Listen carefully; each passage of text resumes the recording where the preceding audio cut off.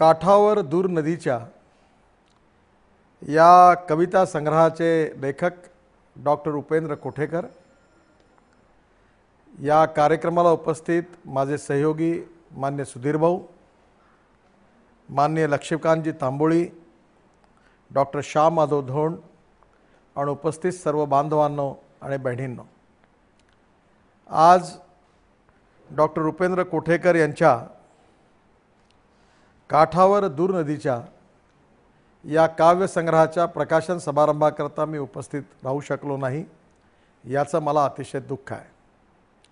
मला एका महत्त्वाच्या मीटिंगमुळे आज सकाळच्या विमानाने नागपूरहून दिल्लीला यावं लागलं आणि त्यामुळे या कार्यक्रमात मी उपस्थित नाही, याबद्दल मी दिलगिरी व्यक्त करतो। डॉक्टर कोठेकर आणि माझा संबंध हा 1977 सालापासून आहे। जिंतूरच्या मराठवाड्यातल्या जिंतूर या गावातला डॉक्टर उपेंद्र हा आयुर्वेदिक कॉलेजमध्ये शिक्षणाकरता नागपूरला आला आणि त्यावेळी अनिल सोले आणि उपेंद्र कोठेकर ही दोन मराठी त्यावेळचे उदयोन्मुख कवी हे विद्यार्थी परिषदेच्या 8 संगमचाळ या आमच्या कार्यालयामध्ये भास साहित्य मंडळ ही आम्ही नवीन प्रकारचं साहित्य कवी आणि साहित्यिकांचा तरुण मुलांचं एक मंडळ विद्यार्थी परिषदेत सुरू झालं होतं आणि या उपक्रमाचा संयोजक उपेंद्र कोठेकर होता।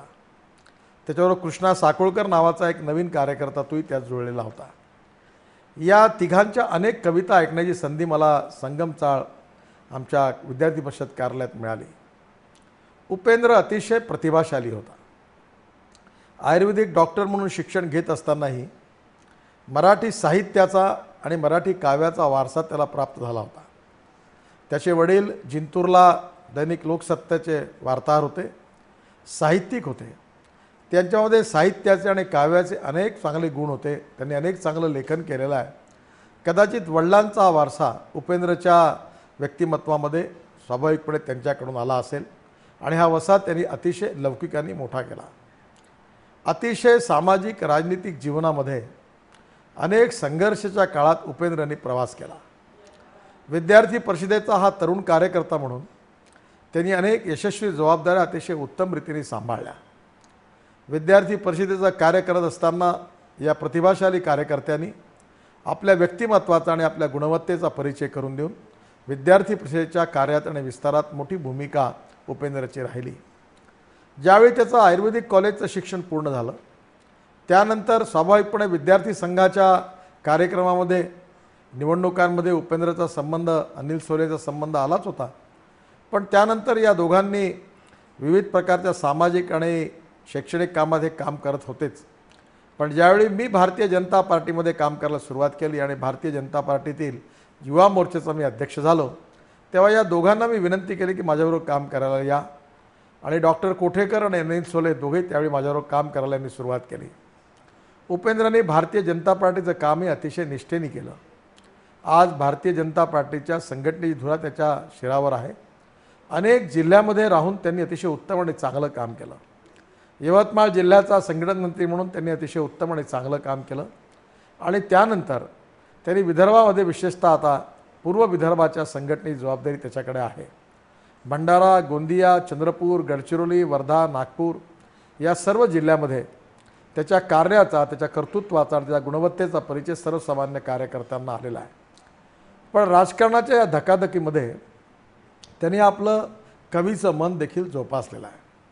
अतिशय उत्तम साहित्यिक आणि उत्तम कवी, कदाचित मला असं वाटतं की भारतीय जनता पार्टीच्या कामामुळे उपेंद्रमध्ये असणारा उत्तम कवी आणि साहित्यिकावर कदाचित काही अन्याय झाला। त्याच्या प्रतिभेला जेवढा वाव मिळाला पाहिजे किंवा या क्षेत्रात त्याने जेवढं काम करायला पाहिजे, कदाचित या राजकारणाच्या या सगळ्या अनेक या कार्यक्रमामध्ये जेवढा वेळ या कामाकरता द्यायला पाहिजे तेवढा कदाचित तो देऊ शकला नाही। परंतु त्याची प्रतिभाही मोठी आहे।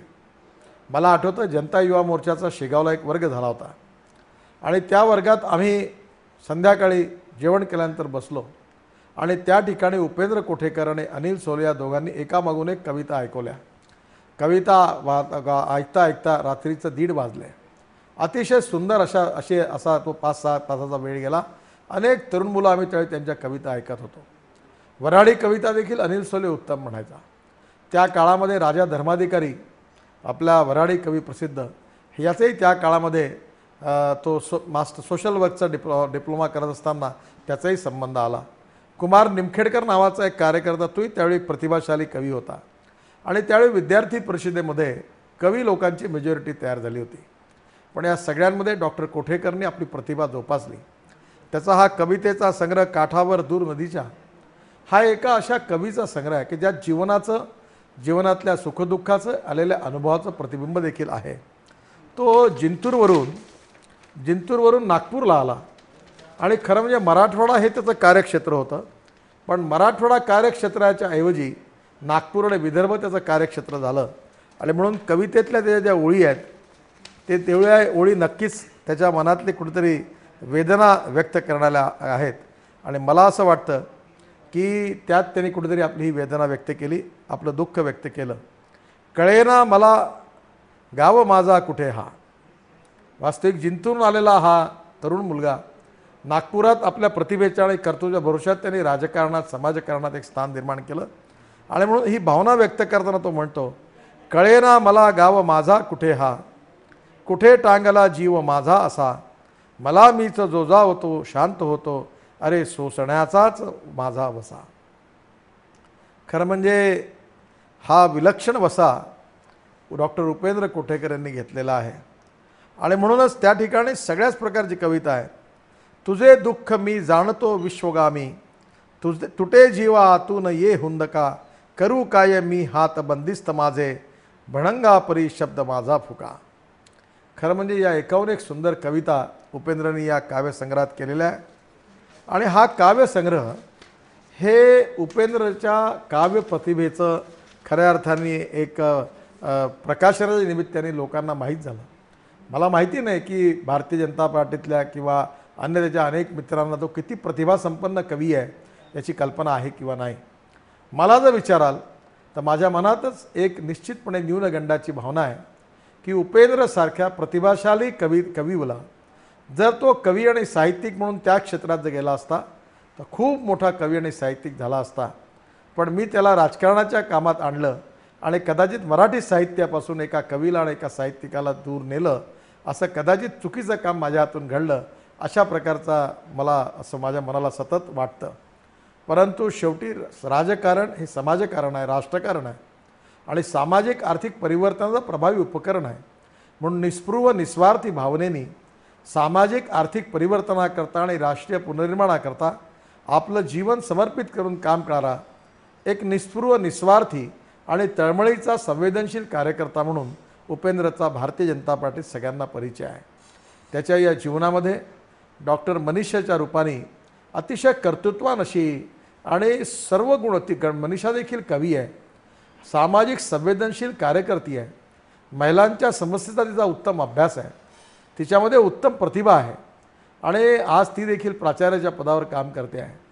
खरं म्हणजे उपेंद्र आणि मनीषा हे दोघंही अतिशय प्रभावशाली आणि ज्यांच्यामध्ये साहित्य कवी नंतर त्याचबरोबर सामाजिक कार्य, संवेदनशील मन, महिला समस्या, विद्यार्थी समस्या, आदिवासींच्या समस्या, विविध प्रकारच्या बद्दल समस्यांचं जाण असणारं संवेदनशील मन दोघांजवळ आहे. आणि म्हणून या काव्यसंग्रहाच्या रूपाने डॉक्टर उपेंद्र कोठेकर यांच्या जीवनातलं जे मनोगत आहे हे एक प्रकारे काठावर दूर नदीच्या एक सामाजिक राजनीतिक क्षेत्राच्या काठावर दूर उभं राहून आपल्या जीवनाच्या अनुभवाचं कथन या काव्यसंग्रहाच्या द्वारे डॉक्टर उपेंद्र कोठेकर यांनी आज समाजासमोर आणलेला आहे. मला अतिशय आनंद होतो आहे, समाधान आहे की एक उपेंद्रचा हा कार्यक्रम, या कार्यक्रमात माझ्याकरता तो माझ्या परिवारातला एक सदस्य आहे, इतकं जवळचं नातं आहे आणि या कार्यक्रमात मी राहू शकत नाही याचं मला दुःख आहे. आणि म्हणून मी या ठिकाणी एवढंच सांगू इच्छितो की उपेंद्रचा ही जी प्रतिभा ही अजून वाढली पाहिजे. मी त्याला एक गोष्ट प्रकर्षाने नम्रतापूर्वक सांगेन की राजकारणाच्या या घाई गर्दीमध्ये, समाजकारणाच्या या सेवेच्या कामामध्ये तुझ्यातला कवी मरू देऊ नको, त्याच्यातली प्रतिभा अशीच वाढवत ठेव आणि एक नाही अशा अनेक कविता लिहित राहा आणि समाजासमोर आणत राहा. त्या कवितेच्या प्रतिभेतून अनेक लोकांना चांगल्या प्रेरणा मिळतील असा मला विश्वास आहे. कारण त्या कवितेच्या, त्या काव्याच्या मागे असणारी जी प्रतिभा आहे ती कुठेतरी समर्पणाची आहे, कुठेतरी त्यागाची आहे, समाज आणि देशाकरता काही देण्याची आहे, कुठेतरी निस्वार्थ विचार देण्याची आहे, सामाजिक आर्थिक परिवर्तनाची दिशा देण्याची आहे, राष्ट्रीय पुनर्निर्माणाची आहे. आणि म्हणून उपेंद्रमधला एक श्रेष्ठ कार्यकर्ता हा समाजाला उपयोगी अशा उत्तम कविता या माध्यमातून देऊ शकतो असा मला विश्वास आहे. तेव्हा हा प्रकाशन सोहळा जरी काठावर दुनदीचा या काव्यसंग्रहाचा असला तरी आता हा शेवट होता कामा नये, ही सुरुवात व्हावी. आणि उपेंद्रने आपल्या जीवनामध्ये अनेक कविता काव्यसंग्रह या आपल्याकडे तयार करावेत आणि जनतेसमोर आणावे अशीच माझी त्याला विनंती आहे. या निमित्ताने लाखे प्रकाशनांनी हा कविता संग्रह प्रकाशित केला, याबद्दल लाखेंना देखील मी मनापासून धन्यवाद देतो. आणि डॉक्टर उपेंद्र कोठेकर आणि मनीषा कोठेकर या दोघांनाही मनापासून खूप खूप शुभेच्छा देतो. मी कार्यक्रमात राहू शकलो नाही, उपस्थित राहू शकलो नाही, याबद्दल हात जोडून क्षमा मागतो. आणि पुन्हा एकदा उपेंद्रला आणि मनीषाला शुभेच्छा देऊन मी माझं भाषण संपवतो. धन्यवाद. नमस्कार.